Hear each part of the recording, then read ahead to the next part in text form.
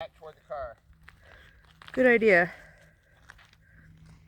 I think I'm going to take the path back because I don't want to risk Speck's feet. Totally understandable.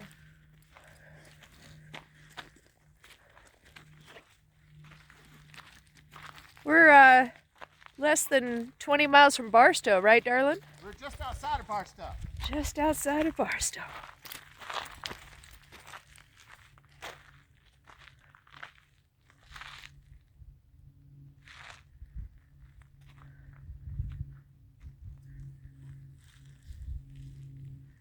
That's beautiful.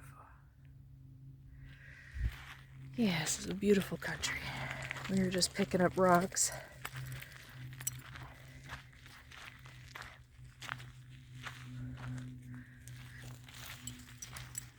Just pulled over on the side of the road out here, and it's absolutely magnificent. I love it here in the desert in California. The eastern side of California is so empty and so magnificent just for a wander of an afternoon. A lot of trash.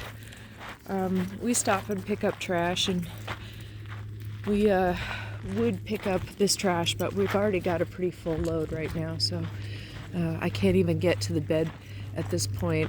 But that's mostly because of the motorcycle we just picked up. So I got my Honda Trail 90 back, and we were having a friend watch her when we were north and had to pick her back up when we got down here so we would have room to live. Oh, Speck spelled something just too good. Too good. Okay, let's leave it. Anyway, so we just got that back from Jim, and Jim's a wonderful, nice man in California City who offered to let us leave some stuff with him so we could maneuver in the truck during the summer when we were heading north to Oregon last. So, oh, look at this valley. It's absolutely magnificent. There's very few roads out here. When you look at Google Maps, you can see something way over there. But there's just not much out here. Some kind of building up on the hillside over there. I'm not sure what that is, but it looks very symmetrical. Might be some kind of mining. Yeah, so we're back out on the road and enjoying going our way back down south because it is cold still. See, this is why I worry about Speck's feet. Can you see these prickly cactus babies that are split off from this cactus here? And those things are horrible. I think burrs are bad. They're terrible. So I'm trying to keep her on the main road here. But, I mean, they're wonderful plants, don't get me wrong. I love the desert ecosystems. Actually, that kind of reminds me to talk about. I might sit down for a moment and let Bobcat catch up with us, but I want to talk about life in the desert and how important these ecosystems are and what's happening with farming in California that we've been noticing, because I've been meaning to talk about it, and what better view to have while we talk about it. Right, Speck? You want to hang out here for a minute? She's pretty excited. So I might just let her range out ahead of me.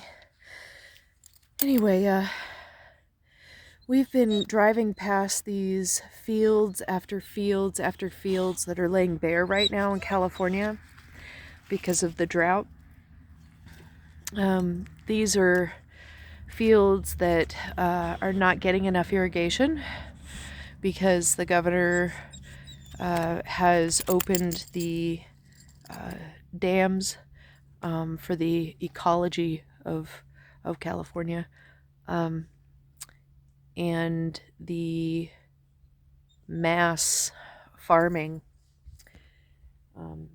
Ag has purposefully, in some cases, allowed stuff right by the roadways especially to die off and is plowing under. And now the ground is just sitting there empty, completely bare. And it took seconds before Spectre called. Spectre! Anyway, there she is on the other side of the rocks. So the ground is completely bare soil, and that soil is bereft of life. So it is literal Dust Bowl conditions, and they have signs along the sides of the road saying that the governor has created a Dust Bowl and yada yada yada. Well, I'm not going to argue the politics of that in this moment, but what is happening is literal Dust Bowl conditions are being created. Life from agribusiness has created deserts that are not like this. This is a living desert. It has plants that live in it that create the life that's under the soil. What we're seeing as life on the top of the soil is sparse. But what's going on underneath the soil is just as important and builds a network. And that network is what's fixing the soil. It's holding the soil in place. Fixing, I mean. Not, I don't mean repairing in the sense that it's already an ecosystem. It doesn't need repair, right? It needs us to stop interfering with it, changing the flow of it, changing the way that the wild spaces have existed on their own. Come on, Speck. But changing the ecology of it to the point of where we've driven through places that it's nothing but muck or sand for miles. Miles upon miles of muck or sand on the side of the roads. It's muck of its stockyards, which all looked empty coming down. I didn't see one full stockyard. Last year I was worried about the oranges and the citrus. I've seen that actually being picked this year, so what I was stressing out about last year has lightened up. But that's opening the borders, basically, and allowing people to travel a little bit more freely, and there's less panic of people being deported, so they have gone out to work, the people that are here. And so I don't see the labor shortages as much noticeable in the farming community and down here, but what I have noticed a lot of is fear. There's the people seem very saddened and depressed all over this time, more than I've noticed. And we've noticed a lot of, like I said, dying fields, trees being plowed under, which I know happens a lot, but all of them looked like they were drought dead trees. You know what I mean? Like they were cutting these almond groves down, and in my opinion, rightfully so, that crop needs to be diminished in places where it can't grow without destroying, the ecology of the wilds. I think we need to start changing how we shop, though. That's the way that you, come on, Speck, stop pulling. That's the way that we fix the problem. But I'm going to leave it up to biologists to explain how important this microcosm is. Once you box blade, scrape all of these plants off, literally it starts to turn into sand very, very quickly. There's a piss bottle on the side of the road. These environments, once gone, once the plants are gone, and I mean, who is doing save the whatever this plant is? I don't know what this plant is. I wish I did. I'd be more adept, but this is not my desert. And I'll leave it up to other botanists to explain, but who's doing a drive to save these specific plants or cares about these plants?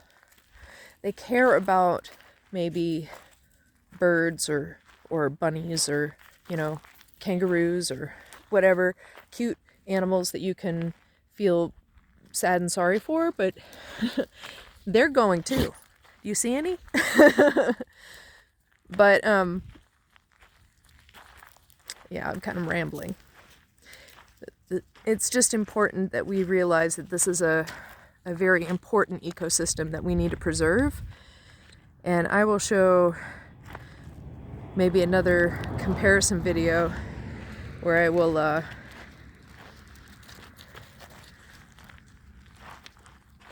have some of the devastation that I've been seeing in the farmland.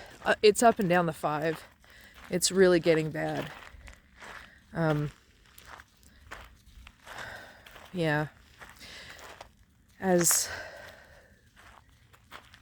the environment changes, and we don't start adapting in order to retain soil, we're going to be in deep, deep trouble.